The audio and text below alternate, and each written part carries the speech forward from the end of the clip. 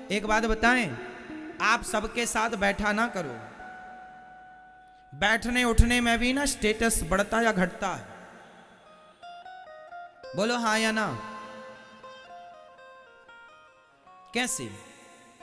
आप शराबियों के बीच में बैठ जाइए, आप भले शराब मत पियो, मैं आपको शराबियों के बीच में बैठा हुआ मिल जाऊं, भले मैं शराब नहीं पी रहा हूं पर मैं बैठा हुआ मिल जाऊं तो थोड़ी देर के लिए आप क्या समझेंगे? अरे महाराज जी शराबियों के साथ बैठे हैं, लेते होंगे। कहां दिमाग जाएगा? सीधा लेते होंगे। मतलब मैं सिर्फ बैठने से शराबी हो गया कि नहीं? बोलो हाँ या ना। आपका बेटा शराबियों के संग यदि बैठता है, भले नहीं पीता, पर समाज की नजर में वो शराबी माना जाएगा। भाई इसके संबंध शराबियों के साथ हैं, उठना बैठना शराबियों के बीच में पीता जरूर होगा, भले ना पीता हो। संगत से गुण आते हैं, संगत से गुण जाए। आप वैश्या के कोठे से निकल आए, आप भले उससे राखी बंधवाने गए थे किसी वैश्या से, लेकिन आप उसके घर से बाहर निकल आए और कोई आपको देख ले, फिर आप ये सिद्ध ना कर पाएंगे कि मैं राखी बंधाने गया था। जमाना निकलता हुआ देखेगी तो यही कहेगी गड़बड़ है। क्या प्रभाव पड़ रहा है? संगति का। आपको वैश्या के साथ किसी ने देखा नहीं, सिर्फ उसके घर से निकलते हुए देखा है, तो क्या प्रभाव पड़ा कि आप गलत हैं।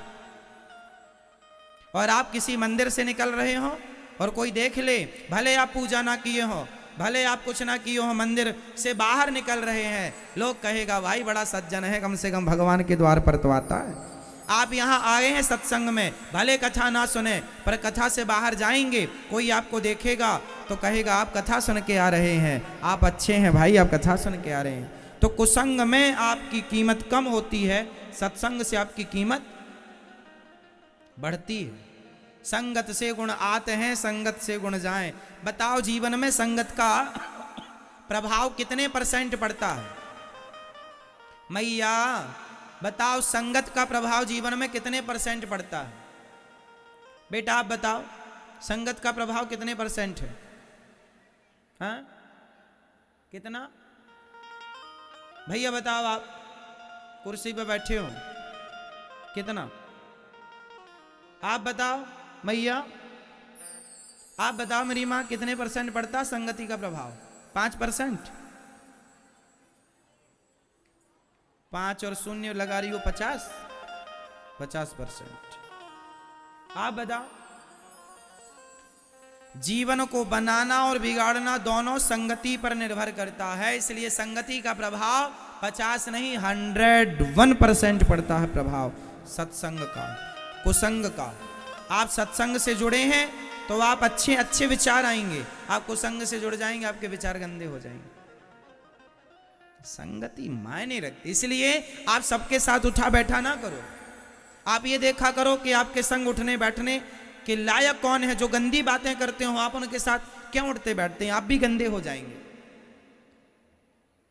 क्यों बात करें आप उनसे जो गंदी बातें कर रहे हो, जो गलत राह पर हैं?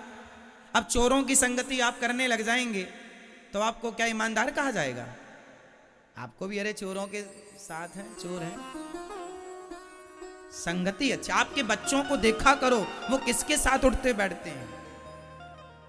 इसलिए संगति बहुत प्रभाव छोड़ती है। संगति कैकेयी मां बिगड़ गई संगति से, दुर्योधन बिगड़ गया संगति से। को न कुसंगति पाई न साई, कुसंगति पाकर कौन नहीं बिगड़ा? एक का नाम बताओ। संगत बहुत बड़ी चीज है। सोनार के घर का कचरा भी बिकता है, आपके घर का कचरा बिकता है? बोलो हाँ। सोनार के घर का कचरा बिकता है लाखों रुपए में, बोलो हाँ या ना।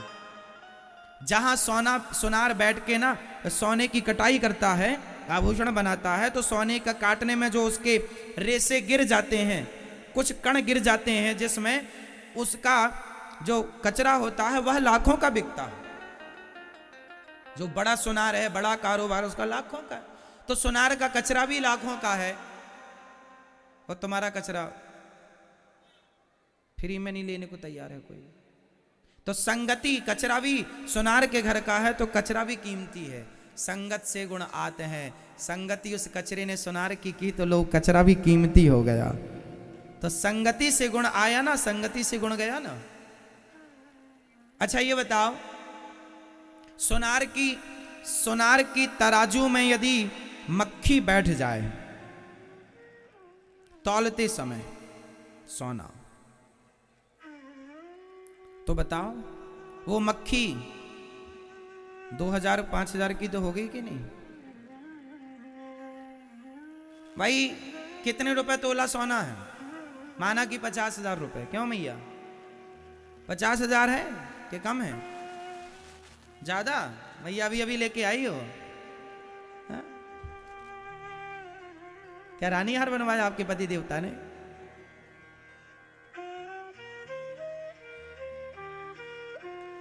तो सोना माना कि 50,000 रुपए तोला है। यदि 1 ग्राम की मक्खी हुई, माना कि मक्खी अच्छे खाते पीते घर की हुई, 1 ग्राम की हुई, तो 1 ग्राम मक्खी 50,000 के हिसाब से कितने की हो गई? है ना? 5,000 की हो गई? होगी मेरी मां। और यदि आधा ग्राम की मक्खी हुई तो 2500 की तो हुई। तो मक्खी यदि सुनार की तराजू में बैठ गई तो वह 2500 की हो गई, कीमत उसकी बढ़ गई। और वही मक्खी आलू टमाटर की दुकान में जाके तराजू में बैठी रहे, है उसकी कोई वैल्यू? सुनार की तराजू में मक्खी बैठ जाए तो उसकी कीमत होती है। और आलू टमाटर की दुकान में यदि मक्खी बैठी रहे तराजू में, कोई कीमत नहीं। तो संगति है, सुनार की संगति मक्खी कर ले तो उसकी कीमत। तो आप भी संगति करेंगे, इसलिए कहता हूं अपने बच्चों को कथा सुनाया करो, कहता हूं कि अपने बच्चों को संस्कार दिया करो, कहता हूं अपने बच्चों को अपने भारत के महापुरुषों का, स्वामी विवेकानंद जी का, गुरु गोविंद देव जी का, गुरु नानक देव जी का, मीराबाई का, नरसिंह मेहता का चरित्र सुनाया करो, महापुरुषों की बातें सुनाया करो, महापुरुषों की वाणियां सुनाया करो। संस्कार बनेंगे मेरी मां। यदि कुसंग में पड़ गए सिर्फ जाएगा आएगा कुछ नहीं। संगत से गुण आते हैं, संगत से गुण जाए, लोहा जड़ा जहाज में पानी में उतराए। इसलिए महाभारत का युद्ध कुसंग के कारण, कुसंग में पड़कर दुर्योधन ने महाभारत लड़ा। अच्छा ये बताओ, महाभारत में कर्ण ने किसका साथ दिया? पांडवों का या कौरवों का? जोर से बोलो। कर्ण ने किसका साथ दिया? किसका? कौरवों का। दुर्योधन का साथ दिया कर्ण ने, जबकि कर्ण किसके पुत्र हैं? किसके पुत्र हैं? कुंती के। अच्छा ये बात कर्ण को पता थी या नहीं कि मैं कुंती पुत्र हूं? ये बात पता थी या नहीं? महाभारत के समय पर पता थी कि नहीं, ये बताओ। महाभारत जब कर्ण लड़ रहे थे उस समय कर्ण को पता था कि मैं कुंती का पुत्र हूं या नहीं? उत्तर दो। पता था या नहीं? पता था। भगवान ने महाभारत युद्ध के पहले कर्ण को बता दिया था कि तुम पांडव पुत्र हो, तुम कुंती पुत्र हो, तुम पांडवों के बड़े भाई हो, बता दिया था। भगवान ने कहा था कि तुम पांडवों के पक्ष से युद्ध करो, पर उस कर्ण ने कहा मैं पांडवों की ओर से युद्ध नहीं करूं। अच्छा एक प्रश्न है, उत्तर दो। कर्ण ने कौरवों के पक्ष से युद्ध करके सही किया कि गलत किया? उत्तर दो। कर्ण ने कौरवों के पक्ष से दुर्योधन का साथ देकर कर्ण ने सही किया या गलत किया? आप उत्तर दो। सही किया? आप बताओ। सही किया? आप बताओ। कर्ण ने सही किया दुर्योधन का साथ देकर या गलत किया? सही किया? आप बताओ। आप बताओ। सही किया? आप बताओ। आप बताओ। सही किया या गलत किया? आप बताओ। पीछे वाली मैया, मैया, ओ जाने वाली मैया, बताए जाओ मेरी माँ, कर्ण ने सही किया कि गलत किया कौरवों का साथ देकर? बताओ मैया भैया पीछे वाले बताओ, कर्ण ने सही किया या गलत किया? हाँ, लगभग अधिक लोग कह रहे हैं कर्ण ने सही किया। तो जो आदमी भरी सभा में किसी नारी के कपड़े उतारता हो, उस नारी को निर्वस्त्र करना चाहता हो, उस आदमी का साथ देना सही है?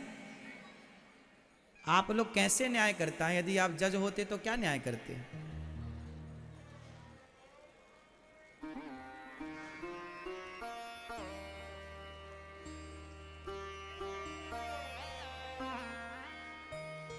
आपका न्याय गलत है।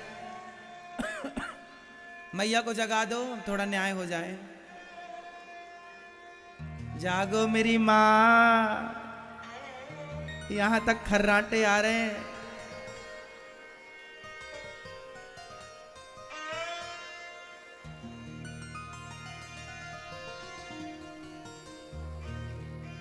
देखो आप किस हिसाब से कह रहे हैं, मैं आपकी भावनाओं को समझ रहा हूं। आप ये कहना चाह रहे हैं कि कर्ण ने अपनी दोस्ती निभाई है, कर्ण ने अपनी मित्रता निभाई है।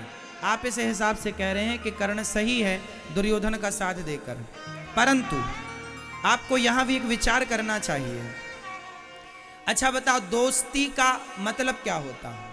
मेरा दोस्त गलत कर रहा हो और मैं उसके गलत में साथ दूं, क्या ये दोस्ती है? या मेरा दोस्त गलत जा रहा है तो मैं उसका हाथ पकड़ के वापस ले आऊं, मेरे मित्र तू मेरा दोस्त है, मैं तेरे साथ गलत नहीं होने दूंगा, तू गलत मत कर, मैं तेरे सही में साथ हूं, मैं तेरे गलत का साथी नहीं हूं। तो जब भरी सभा में द्रौपदी की साड़ी खिंच रही थी तो कर्ण जैसे दोस्तों को यह नहीं कहना चाहिए था मित्र ये गलत है। चलो तुमने पांडवों को जीत लिया है, चलो माना कि तुम्हारी दासी बन गई है द्रौपदी, तो दासी बन गई है तो दासी का मतलब ये तो नहीं कि तुम उसको कपड़े उतार के नंगा कर दो समाज में। क्या ये बात दुर्योधन को नहीं कर्ण को नहीं कहनी चाहिए थी? बोलो हाँ या ना?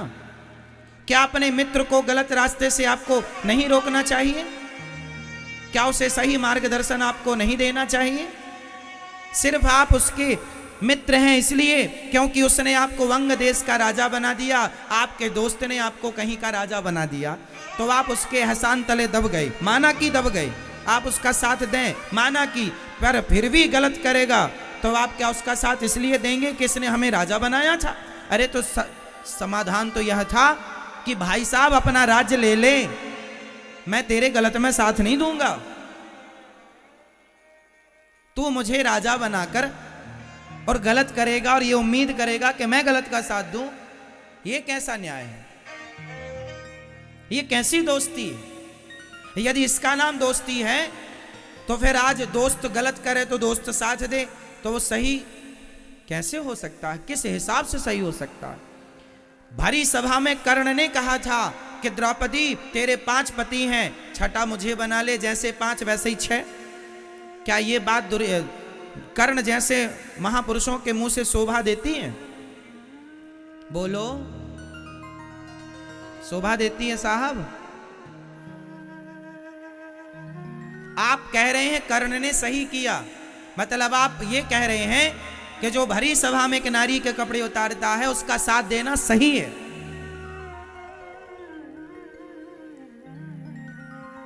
आपका तो यही मतलब हुआ। नहीं, कर्ण का कौरवों का साथ देना गलत था। कर्ण को दुर्योधन का साथ नहीं देना चाहिए।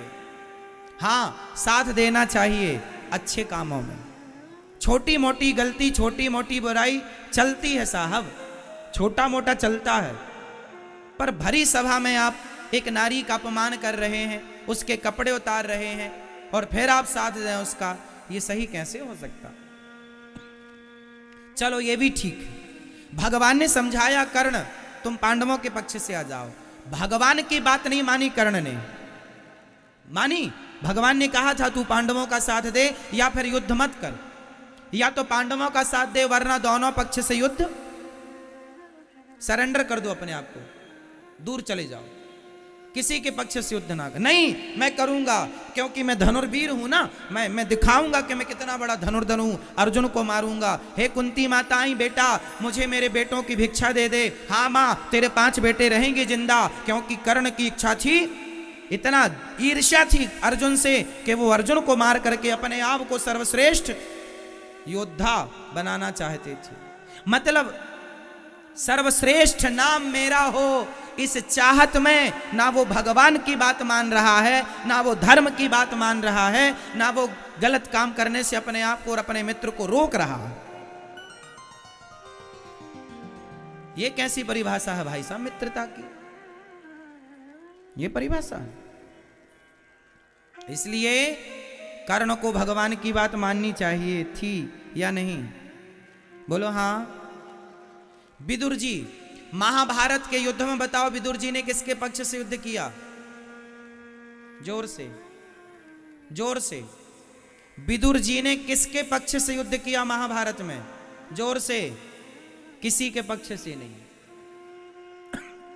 विदुर जी को पता था दोनों अपने हैं, दोनों अपने हैं, इसलिए किनारा पकड़ लिया विदुर जी ने। कर्ण को भी यही करना चाहिए था, दोनों पक्ष से। इसलिए जब पितामह भीष्म सेनापति बने ना, तो भीष्म पितामह ने कहा था जब तक मैं सेनापति हूं कर्ण युद्ध नहीं करेगा। आपको पता है 10 दिन तक कर्ण युद्ध से वंचित रहा। जैसे ही भीष्म पितामह को बाणों की सैया पर लेटे, उसके बाद गुरु द्रोणाचार्य जी को सेनापति नियुक्त किया दुर्योधन ने, तब फिर कर्ण को साथ में लिया दुर्योधन के दबाव पर। और जब गुरुजी गए तो कर्ण को सेनापति नियुक्त किया गया। मतलब कर्ण अच्छे आदमी हैं, कर्ण दानवीरों में श्रेष्ठ दानवीर हैं। कर्ण जैसा दानी न भूतो न भविष्यति, कर्ण जैसा दानी कोई नहीं है। पर कर्ण जी से जो गलतियां हुई हैं वो गलतियां आपसे ना हो। गलतियां क्या हो गई? एक बात बताएं, कर्ण की ये कथा ये शिक्षा देती है कि जीवन में कभी किसी के एहसान तले दबना मत।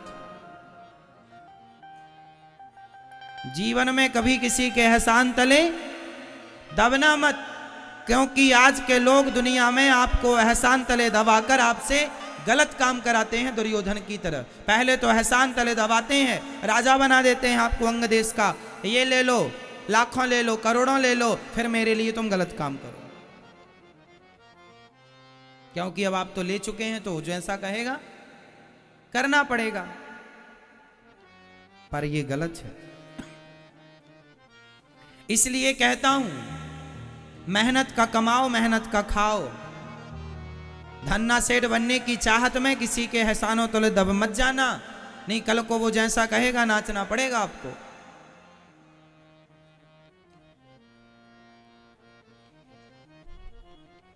फ्री की चीज मिल जाए, कर्ण को फ्री का राज्य मिल गया, दुर्योधन ने दे दिया। इसके बाद तो दुर्योधन ने फिर जैसा चाहा कर्ण को नचाया।